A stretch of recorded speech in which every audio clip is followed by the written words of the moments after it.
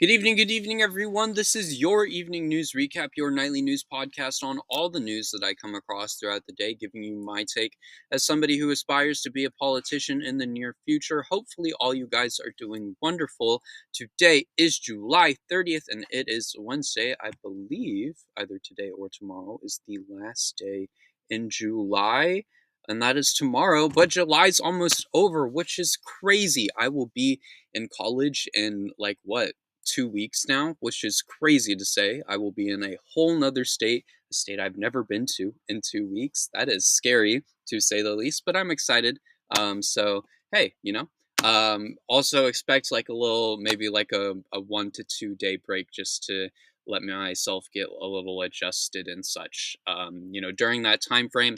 But outside of that, we're good. Just don't be surprised if I take a break for a day or two just to kind of, adjust myself and get into the setting of college and all of that. My screen is freezing as it does. But yeah, with that being said, hopefully all you guys are doing well. And let's get into the news from today.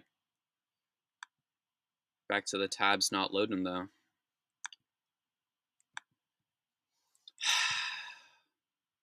Like I'm clicking it. I've clicked it 3 times. There we go. Heck yeah. Okay, moving into the Trump administration segment. It's been a really slow week overall, as we haven't really heard much, but we do have one topic, as the Senate has confirmed Emil Bove overnight, giving him a lifetime tenure. The GOP-led Senate has confirmed Trump's former criminal defense lawyer to serve on the 3rd U.S. Circuit Court of Appeals. He will serve a lifetime, and the vote ended in a 50-49 as Republicans seemingly can't realize why this is corruption, as they did with Nixon and Patrick Bray. During the vote, he declined to rule out Trump running for a 3rd term and didn't denounce January 6th. They always do the most shady shit at night, and it's genuinely crazy, man. I mean, genuinely. Every time they just gotta let obvious signs of corruption in, and that is genuinely wild. It really is. There is no way Trump's personal lawyer should be a judge. Absolutely not. Absolutely in a million years not. Yet here we are. The presidential is actively infecting the judicial branch, and it is going to be a problem for years to come. This guy is going to have to serve a lifetime sentence. We have essentially a Trump puppet in the judicial branch for the rest of his life, unless he retires or whatever. Moving on to the ICE segment, we have one topic today, as ICE has launched a major recruitment campaign offering student loan forgiveness and massive bonuses. ICE and the Department of Homeland Security is launching a new campaign to recruit, quote, brave and heroic Americans to join ICE as federal law enforcement agents. Kristi Noem said in a statement, "Your country is calling on you to serve ICE. In the wake of the Biden administration's failed immigration policies, your country needs dedicated men and women of ICE to get the worst of the worst criminals out of our country. This is a defining moment in our nation's history. Your skills, your experience, and your courage have never been more essential. Together we must defend the homeland to support." That's the end of the quote. To support the effort, ICE is offering a $50,000 signing bonus, student loan payment and forgiveness options, 25% law enforcement availability pay, administratively uncontrollable overtime for enforcement removal operations, and enhanced retirement benefits. ICE as a program is actively going to get worse. This is going to increase the random MAGAs off the street that are going to join the agency, I guarantee it, which will lead to more racial profiling and so much more within the agency. It's going to be a problem, and the attacks on U.S. citizens are going to continue. Kristi Noem is right. This is a defining time in our country's history. It's a defining time where if we let this administration attack citizens as they please, we allow them to remove and take whatever they wish. And that shouldn't be the case, especially in the United States of America, a country founded on the belief of freedom. That is not the case here, and it shouldn't be the case anytime, anywhere. Wait, that sounds wrong. It should be the case that we have freedom. It shouldn't be the case that that freedom is taken away from us. Gotta, reconfirm what I mean by that. Moving on to the other news segments, we have, just the bulk of topics, as we have around four tonight. The first one being is yesterday there was a West Coast tsunami warning. The west coast of the United States was on high tsunami warning last night after a historically large earthquake struck Russia's coastline. Evacuation orders have been lifted and beaches have been reopened as threats died down. It was a magnitude 8.8 earthquake, causing tsunami waves along the coast of Hawaii, Alaska, and even the coast of mainland United States. Russia reported little damage on their end. Hopefully, anyone who was impacted by this is able to get back on their feet. This is a crazy situation and came out essentially right as soon as I posted the evening news recap, which kind of sucks. I wish I got it a little earlier, but hey, what are you going to do? What happens? Hopefully, everyone's doing all right. I know the threat has kind of died down and I haven't heard of any big damages, so hopefully everyone is well. Moving on, the United States is being put on a watch list for urgent concern for its civic society. A global group of civic society organizations have placed the U.S. on a watch list for urgent concern over the health of its civic society. The U.S. now joins countries like Turkey, Serbia, Indonesia, and Kenya. On Wednesday, the report was released, giving the U.S. a narrowed rating, which is for countries that still allow individuals and civic society to exercise their right, but violations still can take place for attempting to exercise those rights. This isn't surprising, but is anyone actually going to do anything about it? Probably not. I mean, we can be put on all the lists we want, but nothing is going to change until somebody gets around and does something.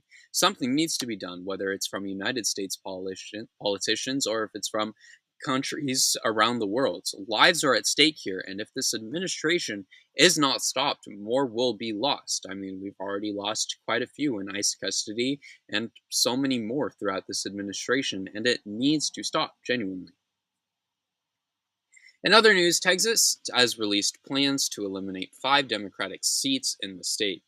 Texas Republicans have unveiled a new proposal for the state's congressional maps. The proposed map looks to help Republicans keep their House majority. The GOP holds 25 of the state's 38 seats, but this new push would change that to a 30 out of 8 seats.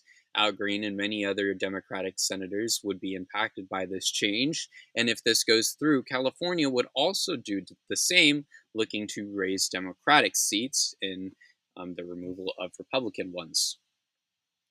Texas can't stay red for the life of itself without cheating. I mean, that entire state is fighting off what is bound to come by gerrymandering, which is honestly fucked up. It takes away the voters' rights. It really does. I mean, if you have to cheat to win, it's time to throw in the towel. Texas will be blue one day. Promise me that. I mean, I promise you that. Just watch. I mean, it is a matter of time before Texas goes blue and all of the bullshit changes, especially with all the people from California and so many other states moving out there. It really is just a matter of time. Moving on into our final topic for today, Kamala Harris will not run as California governor. Former Vice President Kamala Harris has announced she will not run for the governor of California. Her statement reads, "In recent months, I have given serious thought into asking the people of California for the privilege to serve as their governor. I love the state, its people, its promise. It is my home. But after deep reflection, I have decided that I will not run for governor in this election." Harris is seemingly looking to pursue another White House run in the year of 2028. This sucks. I really wanted her to be governor of California so bad. But if she's looking to be president again or looking to run for president again, I wouldn't be mad about that at all. The Harris campaign was strikingly similar to Biden's presidency in many regards, although it was, a little bit more progressive to some degree. And, although what I would consider a centrist presidency isn't what I'd love to see, I'd love to see a very progressive candidate. I don't think that's what we're going to get out of the Democratic Party. And, I don't think a centrist presidency is the worst. It would help the country get back on the right track. And that's what we need right now, at the very least. Sure, we could hopefully have a progressive candidate after that. But as of right now, I just don't see, a large progressive candidate winning the election and winning the Democratic primary. And, I don't see another political party coming out with the candidate to do so either. But with that being said, Hopefully, you all enjoyed today's episode. It's been a slow day, as mentioned, but this week's all overall been pretty slow, which is interesting. But hey, every once in a while we get a slow one. Hopefully, all you guys are doing well. It's been an interesting one to say the least. Posted a random little TikTok on my Clips account today, which you should check out if you haven't. I'm kind of like not posting clips. I've kind of in all honesty, I'm a little burnt out from content creation. It's bound to happen. It happens every once in a while. I'll make it through.